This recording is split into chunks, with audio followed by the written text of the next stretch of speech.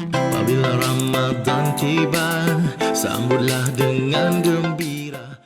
A'udzubillahi minasyaitonirrajim. Bismillahirrahmanirrahim. Assalamualaikum warahmatullahi wabarakatuh. Bertemu kita lagi dalam kapsul Ramadan Ikram Putra Mahkota. Muslimin dan muslimat yang saya amat kasih sekalian. Kita semua tertunggu-tunggu akan bulan Ramadan. Kita merindui bulan Ramadan. Seperti mana sahabat-sahabat Rasulullah SAW yang merindui bulan Ramadan sebaik saja habis bulan Ramadan, menunggu 11 bulan untuk bertemu lagi dengan bulan Ramadan. Dan kita juga sejak daripada bulan Rejab dan juga bulan Sya'ban telah pun berdoa untuk kita dapat bertemu dalam bulan Ramadan. Allahumma balikna syahrul Ramadan. Semoga kita dapat sampai ke bulan Ramadan. Dan juga kita mendengar di kaca TV dan juga radio-radio lagu-lagu yang meraihkan Ramadan. Sebenarnya heran juga kerana ingatnya lagu raya saja yang banyak yang boleh membuat kompilasi album-album, rupanya lagu-lagu Ramadan juga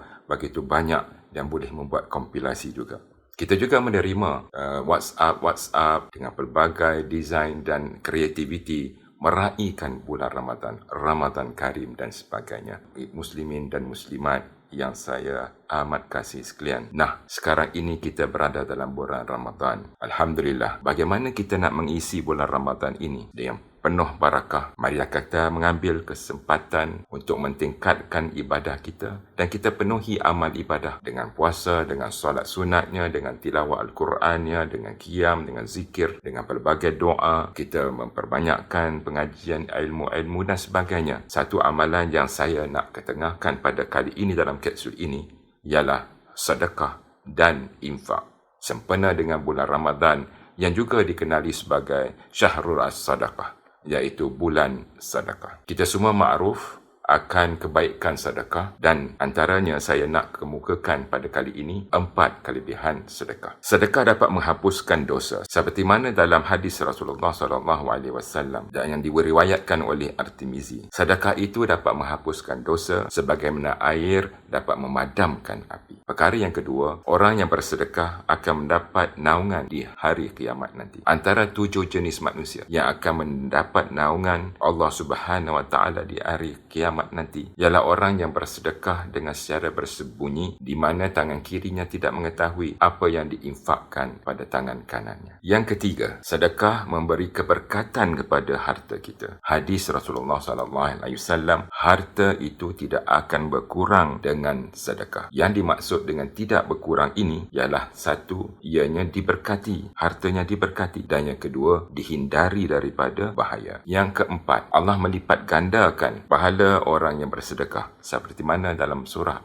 Al-Baqarah ayat 261 yang mafhumnya perumpamaan orang yang derma, orang yang sedekah harta bendanya di jalan Allah seperti orang yang menanam sebutir biji yang menumbuh 7 untai dan setiap untai ada 100 biji dan Allah melipat gandakan balasan kepada orang yang dikehendaki dan Allah maha luas anugerahnya lagi maha mengetahui. Kita semua ketahui bahawa sedekah itu bukan saja setakat memberi kebaikan kepada orang yang menerima, tetapi sedekah juga memberi kebaikan kepada orang yang memberi, orang yang mengulur. Kita semua tahu bahawa Rasulullah SAW merupakan seorang yang dermawan, seorang yang cukup murah hati. Di dalam bulan Ramadan, Rasulullah SAW meningkatkan lebih pemurah, lebih dermawan pada bulan-bulan yang lain. Maka marilah kita sama-sama juga dapat mempertingkatkan amal sedekah kita di dalam bulan Ramadan mencontohi apa yang telah ditunjuk oleh Rasulullah SAW. Pelbagai bentuk sedekah yang boleh kita berikan bukan saja dalam bentuk wang ringgit tetapi dalam bentuk makan kepada orang-orang yang memerlukan, makan kepada orang-orang yang berbuka puasa, tenaga, masa yang kita sedekah, kita infak kepada jalan Allah, kepada jalan dakwah, itu juga sedekah. Menyingkirkan batu ataupun duri yang bahaya di dalam jalan juga adalah sedekah. Mengangkat kesusahan, mengangkat penderitaan orang-orang yang susah, orang-orang fakir miskin, golongan B40 ataupun asnaf, itu juga merupakan sedekah. Dan jangan lupa, senyum itu juga sedekah. Kita jangan memberi alasan bahawa dalam keadaan COVID sekarang ini, dalam keadaan PKP ini, kita mengurangkan sedekah kita kerana kita tidak boleh keluar, kita tidak boleh berkumpul dan sebagainya. Sebenarnya banyak saluran-saluran online yang boleh kita salurkan sedekah kita kepada Ikram Putra Mahkota, kepada Yayasan Ikram, kepada MyCare, kepada Hidayah Center dan sebagainya. Banyak badan-badan yang boleh kita salurkan sedekah itu. Saya ingatkan diri saya dan juga kepada muslimin dan muslimat yang saya amat kasih sekalian. Marilah kita teruskan mentingkatkan sedekah kita dalam bulan Ramadan dan teruskan amalan sedekah ini di luar bulan Ramadan, di dalam 11 bulan yang seterusnya.